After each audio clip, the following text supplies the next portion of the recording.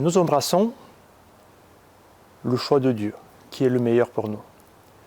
Parfois, nous avons besoin du temps pour comprendre ce choix. Dans les moments les plus importants de notre vie, je pense que chacun est appelé à écouter son cœur.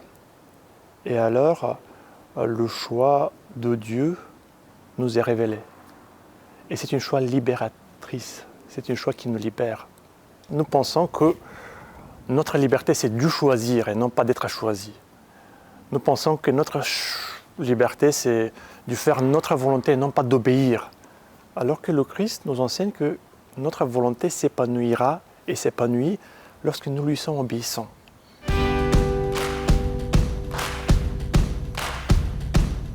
La prière, c'est cette traversée résurrectionnelle de la mort à la résurrection, de la mort pour nos petits choix, pour nos petites déceptions, vers la résurrection du choix du Christ, le choix de Dieu qui a fait pour nous.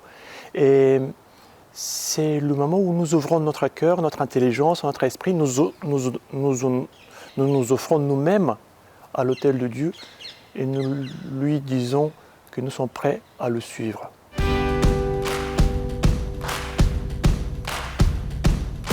Les sœurs du Grand Chant qui ont choisi le thème ont donné cette belle image de Sainte Dorothée du Gaza qui disait, voilà, il y a un cercle, ce sont les chrétiens, et le Christ est au milieu de ce cercle.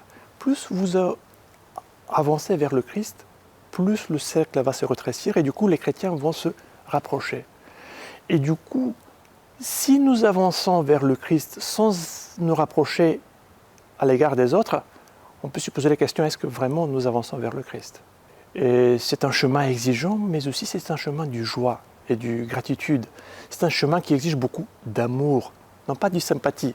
Nous pouvons être sympathiques à des personnes qui nous rassemblent, mais dans le dialogue œcuménique, il faut de l'amour, il faut vraiment un amour sacrificiel à l'égard de l'autre, qui ne fait pas sacrifice de notre identité, qui ne fait pas abstraction à la vérité, mais qui croit à l'impossible.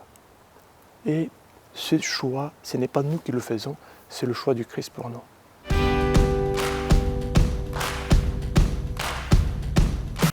Nous devons prendre conscience du fait que nous sommes choisis par le Christ. À cet effet, nous avons besoin de l'Esprit Saint. C'est pourquoi je vous propose la prière la plus répandue dans l'Église orthodoxe qui invoque le Saint-Esprit. Roi céleste, consolateur, Esprit de vérité, toi qui es partout présent et qui emplis tout, trésor des biens et donateur de vie, viens et demeure en nous, purifie-nous de toute souillure et sauve nos âmes, toi qui es bonté.